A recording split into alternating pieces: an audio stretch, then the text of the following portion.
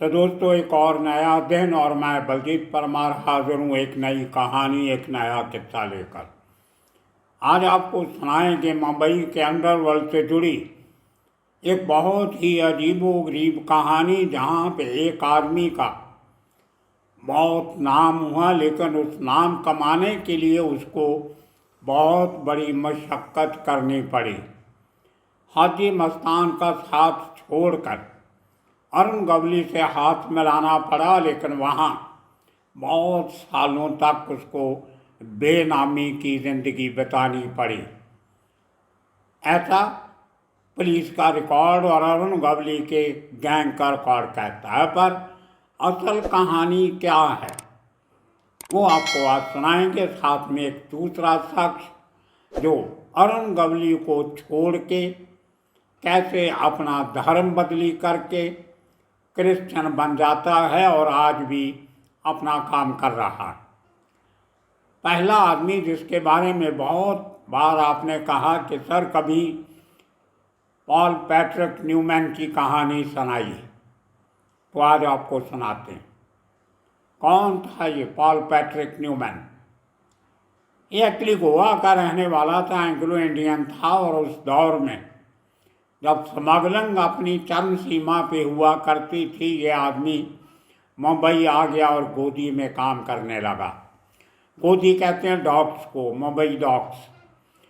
और मुंबई डॉक्स को कहा जाता है कि मुंबई की जो गोदी है, डॉक्स हैं, बंदरगाह है, वो it's the mother of all crime इन मुंबई। मुंबई के बड़े जो सरगना हुए हैं, बड़े नाम, उनमें से तकरीबन सब के सब ने अपनी क्राइम की दुनिया की शुरुआत इसी गोदी में की है, बॉम्बे की बंदरगाह में की। वो हाजी मस्तान हो या वरदाराजन मुडलियार हो या ऐसे बहुत से लोग अनगिनत, कहीं ना कहीं उनका रिश्ता गोदी से जुड़ा होता था। मोहम्मद अली हो, बहुत से है। तो गोवा से मुंबई शिफ्ट करके ये पॉल पैट्रिक न्यूमैन ये गोदी में काम करने लगता है, और वहाँ पे इसकी पर्सनैलिटी देख के, हिम्मत देख के, इसका काम करने का तरीका देख के, बढ़िया अंग्रेज़ी बोलता था, पढ़ता था, लिखता था, तो इसके ऊपर निगाह पड़ जाती है हाजी मस्तान की, जो उस समय स्मगलिंग का किंग माना जाता था। हाजी मस्तान खुद गोदी से ट्रेनिंग लेके निकला था, अच्छी तरह जानता था सबको, बहुत सोर्सेज थे उसके।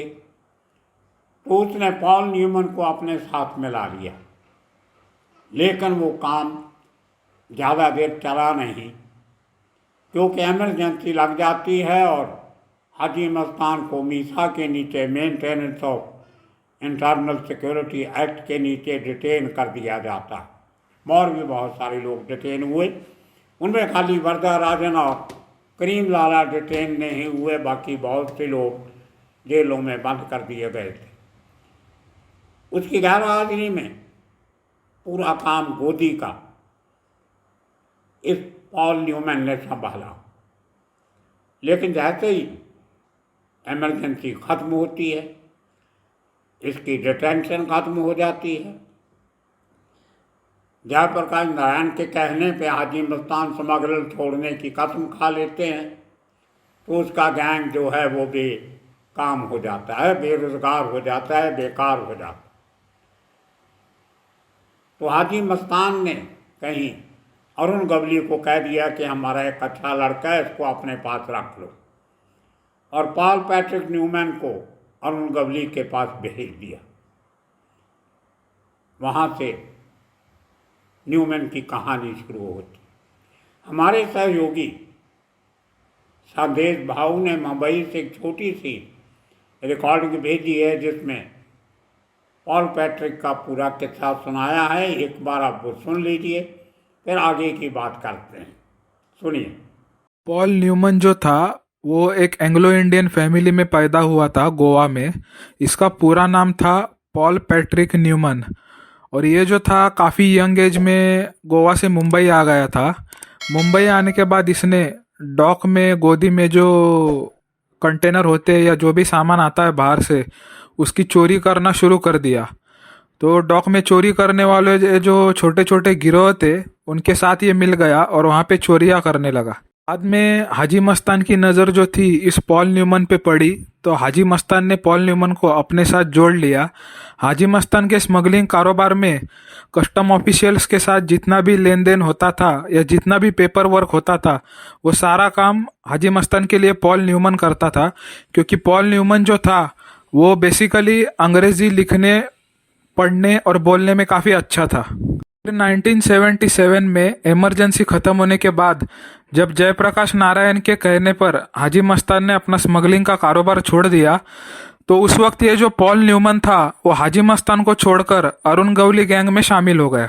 अरुण गवली गैंग में शामिल होने के बाद गवली गैंग की तरफ से पॉल न्यूमन को शुरुआत के कुछ सालों में कोई भी बड़ी जिम्मेदारी नहीं सौंपी गई, लेकिन दाऊद और गवली की दुश्मनी के चलते 88 में जब गवली ने सतीश राजे को मारने का प्लान बनाया, तो सतीश राजे को मारने वाली उस टीम में पॉल न्यूमन भी शामिल था।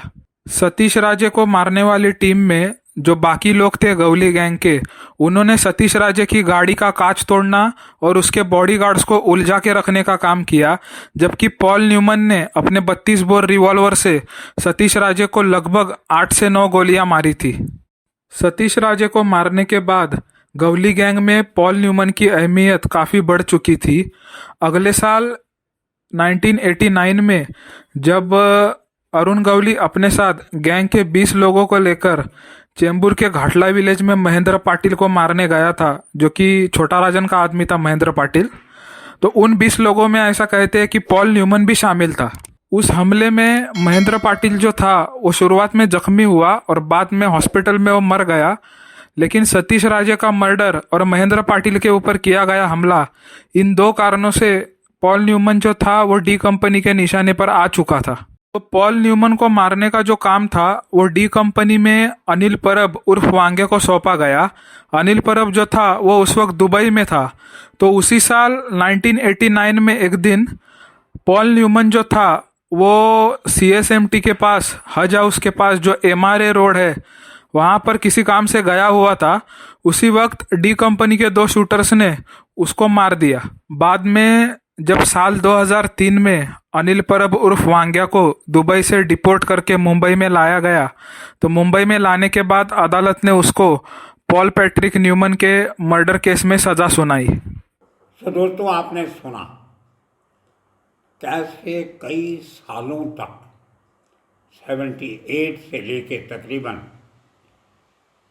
इस जो वार्ता हमें सुनाई गई 10 साल तक अरुण गवली ने क्या पॉल पैट्रिक न्यूमन से कुछ काम नहीं करवाया? ऐसा नहीं हो सकता। बहुत काम किए न्यूमन ने गवली के लिए, बिल्कुल उसी तरह जैसे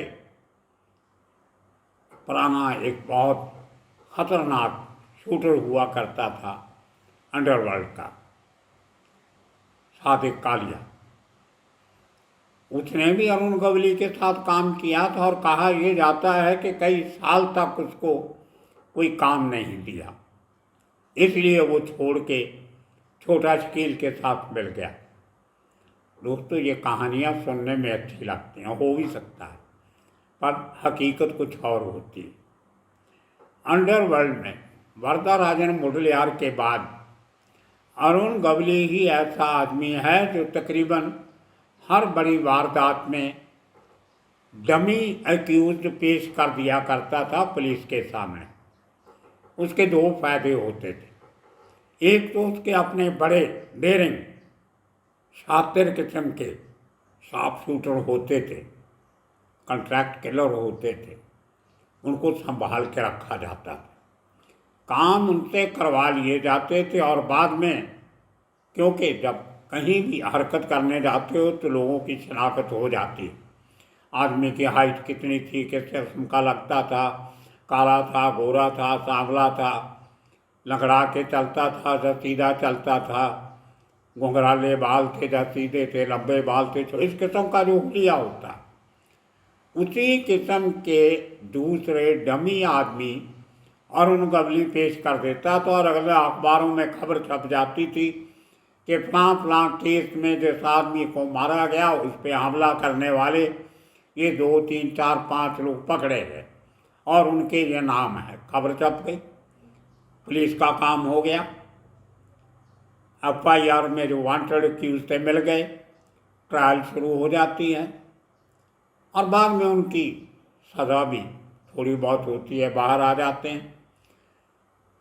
उनका कंपनी का कुछ ज़्यादा खर्चा उन पर होता नहीं, लेकिन उनके वो शूटर जिन्होंने काम किया होता है वो कहीं और बैठे आराम से रंग रलियाँ मना रहे होते। तो इसी तरह पॉल पैट्रिक न्यूमैन ने उन 10 सालों में पता नहीं कितने काम अरुण गवली के लिए बजाए होंगे, कोई गिनती नहीं। लेकिन लाइमलाइट में तब आ गया जब, जैसे हमारे सहयोगी संदेश ने बताया, जब सतीश राजे का मर्डर होता है, उसके बाद दूसरा मर्डर होता है, तो इस आदमी का नाम सामने आ जाता है। अब जब नाम सामने आता है तो फिर गैंगस्टर जो बड़ा लीडर होता है, सरगना, उसकी मुश्किलें बढ़ जाती हैं। अब बड़े आदमी से काम करवाने के लिए पैसे भी ज़्यादा देने पड़ते हैं, उसके लिए वकील भी बड़ा खड़ा करना पड़ता है, जेल में उसका ख्याल भी रखना पड़ता है। एक डमी के लिए तो जेल वालों को 2, 4, 5 हज़ार रुपया दे के सेट कर लिया जाता है, लेकिन बड़े नाम के लिए पैसा जेल में लाखों में खर्चा होता है। तो ये एक दौर उस जमाने में बहुत चलता है। वर्धा राजन तो मास्टर था, तो हर केस में डमी आदमी पेश कर दें। कोई आदमी को बुलाना है, लड़का इधर आ, हाँ जी बहुत बोलिए भाई बोलिए, अरे वो मटूंगा में जाके पेश हो जा, बाकी हम संभाल लेंगे, वो केस हो गया था, वो पुलिस वाले अपने आप बता देंगे। ये वर्धा का स्टाइल था बात करने। पुलिस से पहले सेटिंग होती थी कि मैं एक आदमी भेजता हूँ, उसमें जिस मर्जी केस में उसको डाल देना। इतना वर्धा का सेटिंग था पुलिस के साथ। और आदमी बेचारा चला जाता था, भाई ने बोला, और असली जिन लोगों ने काम किया होता था वो मौज करते थे। ये अंडरवर्ल्ड के तरीके हैं काम करने के। उसके बाद कैसे उसका डेथ होती है, कैसे मारा जाता है, वो भी आपने सुन लिया। इसी तरह का एक और आदमी था इसके साथ, उसका नाम था राजू शेरचंद। उसने भी बहुत काम किए, बड़े बड़े केसों में गया। तो एक बार उसको कहीं पुलिस ने पकड़ लिया था, उसकी पिटाई की, उसके पाँव में कुछ ज़बरदस्त चोट लग गई उस पिटाई में। उसके बाद कभी जिंदगी भर वो सीधा नहीं चल सका। जब उसने एक फिजिकल डिसेबिलिटी सामने आ जाती है तो आदमी पहचान में जल्दी आ जाता है। तो जिस मर्डर केस में वो पकड़ा गया, वो इसीलिए पकड़ा गया था कि विटनेस ने बता दिया था कि एक लड़का जो इस किस्म का था वो लगड़ा के चल रहा था। तो पुलिस के लिए उसको ढूंढना कोई मुश्किल नहीं था। शायद इसीलिए अरुण गवली राजू शेरचंद को बचा नहीं सका, क्योंकि पहचान ऐसी थी, वो लगड़ा आदमी उसको मिला नहीं, उसकी हाइट का उससे मिलता जुलता, नहीं तो वहाँ भी नकली पेश कर देते। अब क्या थी राजू शेरचंद की कहानी, वो भी आप हमारे सहयोगी से सुन लीजिए। 1.5 मिनट की बात है, सुनिए। राजू कमलाकर शिरसाट, ये लड़का दगड़ी चाल के पास जो एक पीऊन चाल है उस पीऊन चाल में पैदा हुआ और वहीं पे रहता था। अभी लोकल लड़का होने की वजह से इसने काफ़ी यंग एज में अरुण गवली गैंग को ज्वाइन कर लिया। साल 1990 में गवली गैंग ने एक एक्सटॉर्शन का केस किया था। उस केस के सिलसिले में पुलिस ने राजू शिरसाट को अरेस्ट कर लिया। तो इंटरोगेशन के वक्त पुलिस ने इसके साथ 3rd डिग्री टॉर्चर किया, तो उसमें इसके एक पैर की जो हड्डी थी वो लगभग फ्रैक्चर हो गई थी, लेकिन इसको ट्रीटमेंट मिलने में देर हो गई, जिस वजह से ये पूरी जिंदगी भर ठीक से चल नहीं पाया, थोड़ा लंगड़ा के चलता था। बाद में अप्रैल 1993 में मौलाना बुखारी का जो मर्डर हुआ था भायखला में, उसमें अरुण गवली गैंग के 2 लोग शामिल थे। वो 2 लोग थे सदा मामा पावले और ये राजू शिरसाट। जब बाद में इस केस की जांच शुरू कर दी गई तो पुलिस को पता चला कि जो 2 शूटर थे उसमें से एक हाइट में बहुत कम था और थोड़ा लंगड़ा के चलता था। तो बाद में राजू शिरसाट का जो रोल है वो मौलाना बुखारी के मर्डर में कंफर्म हो गया। उसके 3 साल बाद 1996 में जब अरुण गवली ने अखिल भारतीय सेना बनाई तो ये राजू शिरसाट अखिल भारतीय सेना का काम संभालता था। थोड़े समय के लिए ये अखिल भारतीय सेना का प्रवक्ता भी बन गया था। साल 1996 में ही राजू शिरसाट ने एक और काम कर दिया था। अरुण गवली आज़ाद मैदान पे जो मोर्चा लेके गया था, उस मोर्चा को रिपोर्टर आनंदिता रामास्वामी ने कवर किया था और उसके बारे में अपने न्यूज़पेपर में लिखा था। लेकिन 1-2 दिन बाद जब आनंदिता रामास्वामी न्यूज़ कवर करने दगड़ी चाल पहुंची तो राजू शिरसाट और बाकी लोगों ने उन पर पत्थरों से हमला कर दिया। उस समय आगरीपाड़ा पुलिस स्टेशन के जो इंचार्ज थे वो विजय सालास्कर थे। तो इस केस में राजू शिरसाट और अरुण गवली को विजय सालास्कर ने अरेस्ट कर लिया था और उनको पीटते हुए आगरीपाड़ा पुलिस स्टेशन लेके गए थे। फिर अगले साल 1997 से जब पुलिस का प्रेशर गवली गैंग के ऊपर बढ़ने लगा और गवली गैंग के लोगों के लगातार एनकाउंटर होने लगे, तब से ये जो राजू शिरसाट है ये अपना लो प्रोफाइल रखने लगा। फाइनली साल 2000 में राजू शिरसाट ने अरुण गवली और दगड़ी चाल को छोड़ दिया और उसने अपना धर्म चेंज कर लिया, वो क्रिश्चियन बन गया और एक चर्च में वो क्रिश्चियन धर्मगुरु का काम भी करने लगा। तब से उसका नाम राजू फिलिप्स पड़ गया। तो दोस्तों, ये कुछ ऐसे नाम हैं फिल्म इंडस्ट्री के जिनके बारे में बहुत कम लिखा गया, पढ़ा गया, क्योंकि लोगों को लगता था कि उन्होंने कुछ खास काम तो किए नहीं, इसलिए इनकी खोज पड़ताल कोई नहीं करता था। राजू जो बाद में फिलिप्स बन गया, उसने तो अरुण गवली को कई बार बोल दिया था कि मैं ये धंधा छोड़ना चाहता हूँ, लेकिन उसको छोड़ने नहीं दिया जाता। आखिर उसने हाथ जोड़ दिए, कोर्ट कचहरी में गया और पेश हो गया कि मैं जो मुझे सज़ा होती है दे दो, मैं भुगतता हूँ, लेकिन मैं अभी अरुण गवली के लिए काम नहीं, किसी के लिए भी काम नहीं करूँगा। मैं ये जुर्म की दुनिया छोड़ना चाहता हूँ। और उसने सज़ा भुगती। बाद में उसको तंग किया गया, लेकिन अच्छे पुलिस ऑफिसर भी होते हैं जिन्होंने उसको संभाला और वो कन्वर्ट हो के क्रिश्चियन बन के वो चर्च में सेवा करने लगा। शायद आज भी कहीं करता। तो दोस्तों, ये किस्से थे दगड़ी चाल के। हमारे दोस्त ने काफ़ी मेहनत करके ये डिटेल निकाली हैं।